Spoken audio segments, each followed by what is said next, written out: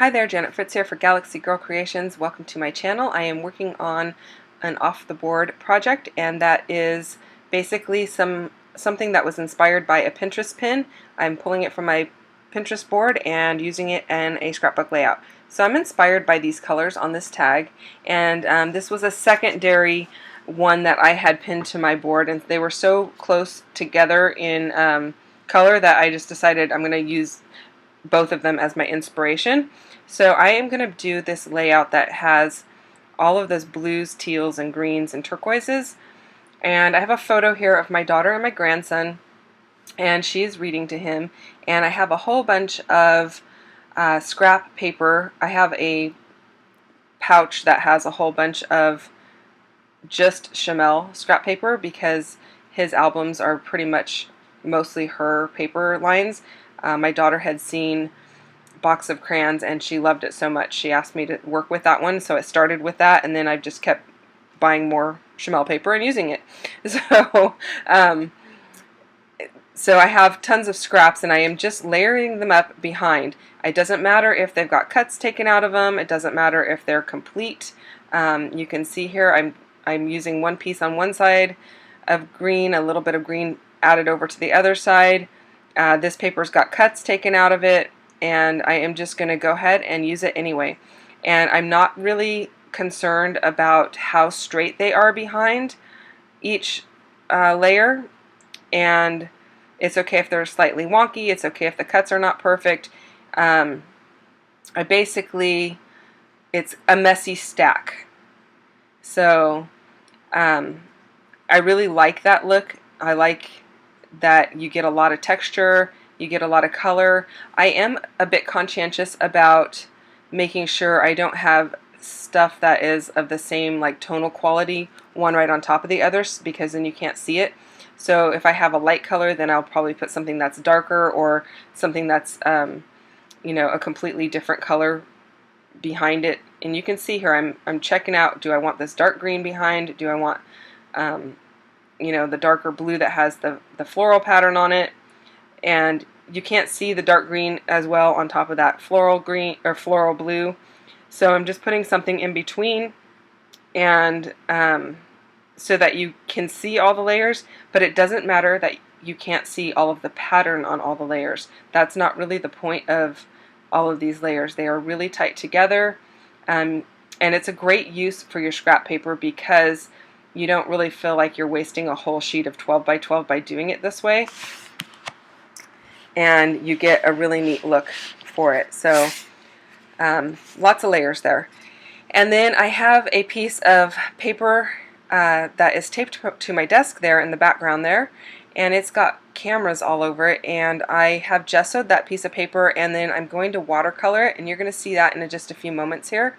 But I just wanted to let you know that it is gessoed with clear gesso, and that's why you can still see the cameras.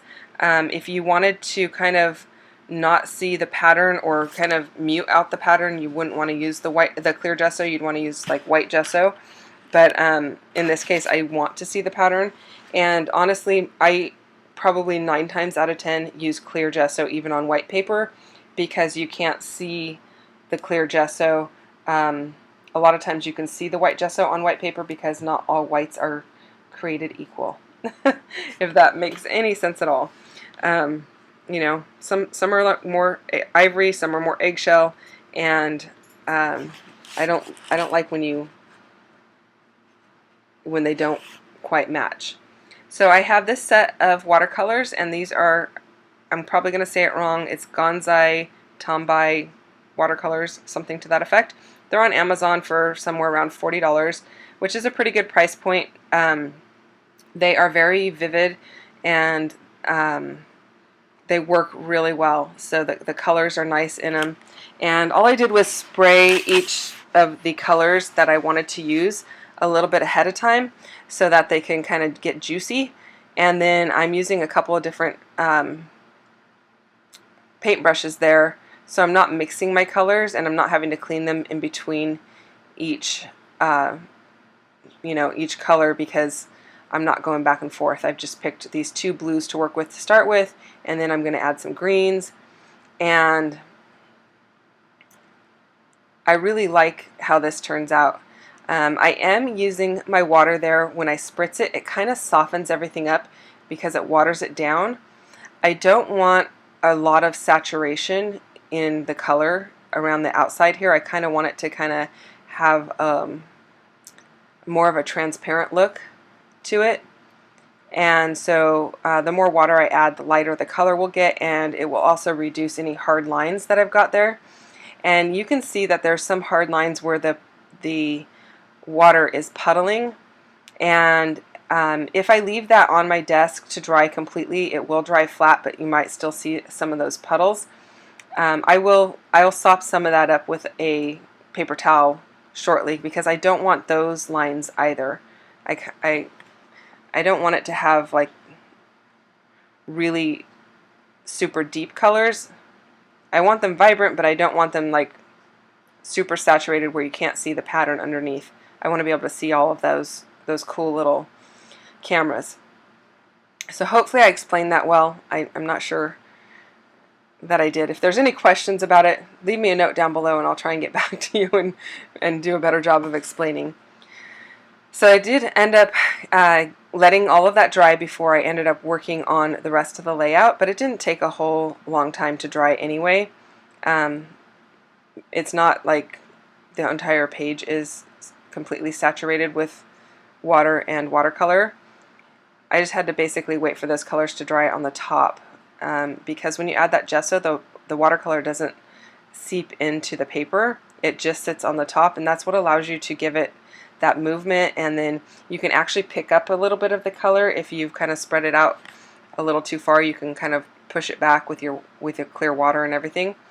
And obviously I did let it dry completely, otherwise the edges of my paper would have torn. There was a little bit of tearing on the top there. It might have had just one spot that was wet, but if you let it dry completely, you can pull that blue tape off and it won't tear or anything. And I am cutting off those edges anyway. I know when I tape something down like that, it's always going to have that little white edge around the outside, usually about 1/4 of an inch on each side. And I cut that off anyway because I like to back these with another color of cardstock, usually black, sometimes like maybe navy blue, or you know, maybe some other coordinating color. But in this case I am using black. So it looks like my trimmer didn't cut that edge perfectly, or I moved it or something like that. But yeah, and then when I tape these down, I make sure I go around all the sides, and I do a good job of taping down the center too, because I don't want them to lift. I want them to remain nice and flat in my album.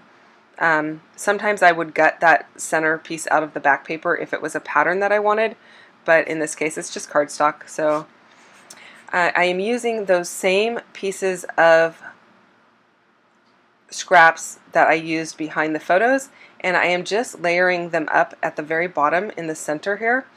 And this layout is going to be a center focused layout. Everything is going to be right down the middle, with the exception of the watercolor around the edges that is framing the entire thing. So yeah, it's kind of more of a, you know, bold in your face right in the middle. And I do like the way that it looks, and I do this every once in a while where I will kind of put something up front and center, and I like it. And you can see the backs of those papers. Some of them still have the cuts taken out of them. It's not a problem. Nobody's going to know. Nobody's going to lift that photo up and go, oh my gosh, she used a piece of paper that had something punched out of it. And I'm using the field trip letters in blue. So these came with a blue side and a red side. And these are also from Chamel. And I had run out of the letter B, so I used either, I think it was an I and a 3, and to make the letter B. And my title is just Bookworms. And this little guy is so much like his mommy. She was a total bookworm as a baby, and well, all through life. And I may have mentioned this on camera before, because I've also scrapbooked other pictures of him with his books and stuff. But when my daughter was little, if she'd get a book at Christmas time, she'd have to look through the entire book before she would open up another gift. And as she got older, if she got in trouble, we actually had to restrict her from her books, because if she ended up being grounded in her, sent to her room or whatever, she was a happy little clam. She's like, awesome, I'll sit in here all day and just read. So the only thing that really worked was, okay, if you don't listen, we're going to, take your books away and you're not going to be able to read. And she'd be like, oh my goodness, I better listen. So, yeah. So yeah, he's a total little bookworm, just like his mom. He loves to be read to. He loves to just sit and look at books by himself, or with mom, dad, grandma, whoever will read to him. He is happy with that. Now, these little pouches just have a whole bunch of random ephemera from all the different Chamel collections, and I got kind of tired of putting them back into their original packaging, as the packaging was kind of like falling apart as I'd go in and out of them so many times. So I just had these little photo pouches that are kind of like a really thick plastic, and so I kind of dumped them all in there. And I pulled out anything that I thought would work in the teal, green, turquoise, blue, navy, aqua, any of those colors, and even a little bit towards the periwinkle color. And so I pulled those out, and I am layering those up around the photo. And let's see here.